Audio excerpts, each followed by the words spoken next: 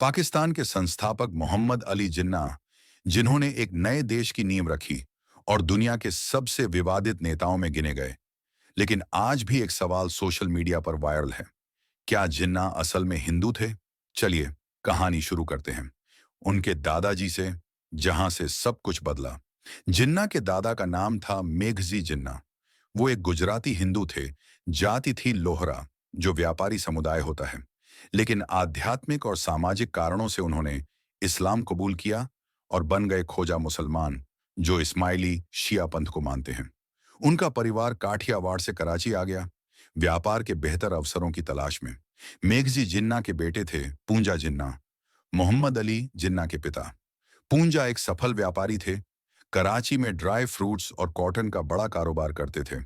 जिन्ना की मां का नाम था मिथीबाई, एक पारंपरिक गुजराती महिला थी। 25 दिसंबर 1976 को मोहम्मद अली जिन्ना का जन्म हुआ कराची में, एक मिडिल क्लास मुस्लिम परिवार में।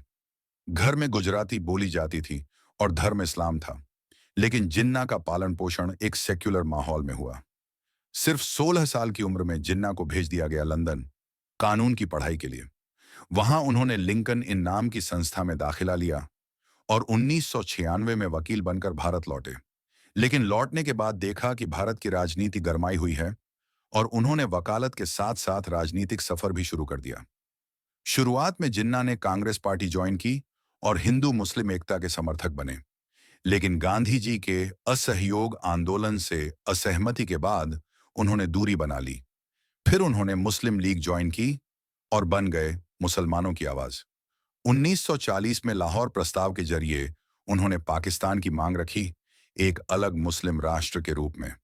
तो क्या जिन्ना हिंदू थे? नहीं, जिन्ना जन्म से मुसलमान थे, लेकिन उनके पूर्वज हिंदू थे, ये सच है। उन्होंने कभी धर्म को आक्रामक रूप से नहीं अपनाया।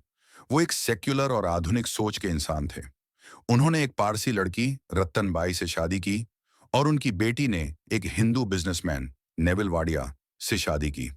पाकिस्तान बनने के बाद जिन्ना ने एक भाषण में कहा था, आपको अपने मंदिरों, मस्जिदों या किसी भी पूजा स्थल पर जाने की पूरी आजादी है। 1976 में एक कोर्ट केस में यह स्पष्ट हुआ कि जिन्ना ने अपने जीवन के अंतिम वर्षों में सुन्नी इस्लाम को अपनाया, जबकि शुरुआत में वो शिया पृष्ठभूमि से थे।